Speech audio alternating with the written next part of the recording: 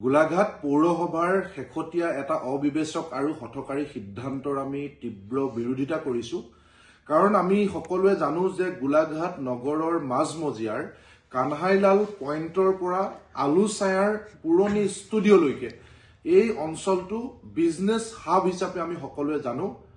কাৰণ সেই অঞ্চলত শাক-পাচলিৰ হোলচেল ব্যৱসায়ৰ পৰা চাউল, দাইল, আটাৰ পৰা একেবাৰে কাপোৰৰ ব্যৱসায়লৈকে সকলো ক্ৰয় বিক্ৰয় কিনা বেচা সেই অঞ্চলটোতে হয়।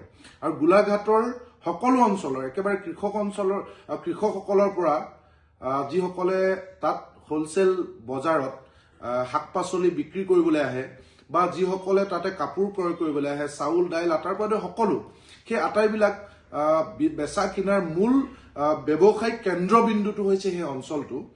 এতিয়া সেই অঞ্চলটোত হঠাৎ 4চকীয়া বাহন প্ৰৱেশ নিষিদ্ধ কৰিছে পৌৰসভাই আৰু আনকি তাত ৰিক্সা পৰ্যন্ত তালে সোমোৱা নিষেধ কৰি পেলাইছে, যিটো আচলতে এতিয়া আৰু সেই অঞ্চলটোৰ ব্যৱসায়ৰ প্ৰতি তীব্ৰ প্ৰত্যাহ্বান আহিব। কাৰণ এনে আমি দেখিছো যে এহাতেদি ডাঙৰ ডাঙৰ শ্বপিং মল আৰু অনলাইন ব্যৱসায়ৰ পৰিবহৰ কাৰণে আজি বেছ কিছুদিনৰ পৰা সমগ্ৰ অসমৰ লগতে গোলাঘাটৰো সেই ক্ষুদ্ৰ মজলীয়া আৰু মধ্যবিত্ত শ্ৰেণীৰ ব্যৱসায়ীসকলৰ ব্যৱসায়িক প্ৰতিষ্ঠানত গ্ৰাহকৰ সংখ্যা কমিবলৈ ধৰিছিল।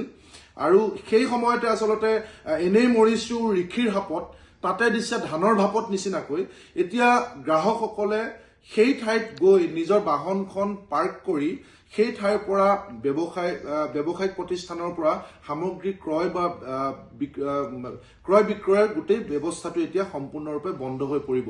কাৰণ বহু দূৰত নিজৰ মূল্যৱান বাহনখন ৰাখি বা যি সময়ত গোলাঘাটৰ দৰে অঞ্চলত সাংঘাতিক ধৰণে বাহন চুৰিৰ উপদ্ৰৱ, তেনেস্থলত আচলতে নিশ্চিন্ত মনে সেই ঠাইত যিহেতু বজাৰ কৰিব নোৱাৰিব, গতিকে বহু গ্ৰাহকে এতিয়া সেই ঠাইত ত্যাগ কৰিব, কাৰণ সেই ঠাইত ব্যৱসায় কৰিবলৈ যোৱা বন্ধ কৰি দিব।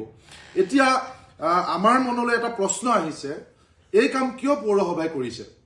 আমি দেখি আহিছো যে নৰেন্দ্ৰ মোদী ডাঙৰীয়াৰ নেতৃত্বাধীন কেন্দ্ৰীয় চৰকাৰ, বিজেপি চৰকাৰ আৰু তেওঁলোকৰ ৰাজ্যত বিজেপিৰ শাসন আছে, তেওঁলোকে আচলতে আদানী আৰু আম্বানীৰ ব্যৱসায়িক সাম্ৰাজ্য প্ৰতিষ্ঠাৰ স্বাৰ্থত বিভিন্ন ধৰণে সহায় সহযোগিতা আগবঢ়াই আহিছে। আৰু ঠিক সেই পথকেই যেন অনুকৰণ কৰিছে গোলাঘাট পৌৰসভাই। কাৰণ আমি দেখিছো যে আজি কিছুদিন পূৰ্বে গোলাঘাটত আম্বানী গোষ্ঠীৰ স্মাৰ্ট বজাৰ নামে এটা শ্বপিং মল তাতে আৰম্ভ কৰিছে। আৰু সেই স্মাৰ্ট বজাৰত এতিয়া কিন্তু যি ধৰণে গ্ৰাহকৰ পৰিভৰ ঘটিব লাগে এনেকুৱা গ্ৰাহকৰ পৰিভৰ ঘটা নাই।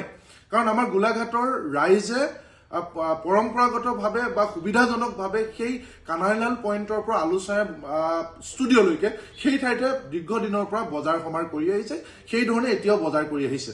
যিহেতু আম্বানীৰ সেই স্মাৰ্ট বজাৰত গ্ৰাহক নাই, গতিকে আমি ভাবো যে আমাৰ সন্দেহ হয় যে হয়তো পৌৰসভাই কাৰোবাৰ ডিক্টেশ্যন মতে সেই আমাৰ ব্যৱসায়িক কেন্দ্ৰস্থলত গ্ৰাহক যাতে নগৈ আম্বানীৰ বজাৰত যাতে তাত তেওঁলোকে বজাৰ কৰা অভ্যাস কৰে বা আম্বানী বজাৰলৈ যাতে তেওঁলোকে যায়, সেইকাৰণে আচলতে হঠকাৰী আৰু অবিবেচকভাৱে এই পৰিকল্পিত এই সিদ্ধান্ত তেওঁলোকে গ্ৰহণ কৰিছে নেকি পৌৰসভাই, সেই প্ৰশ্নটো আমি পৌৰসভাক সুধিব বিচাৰিছো।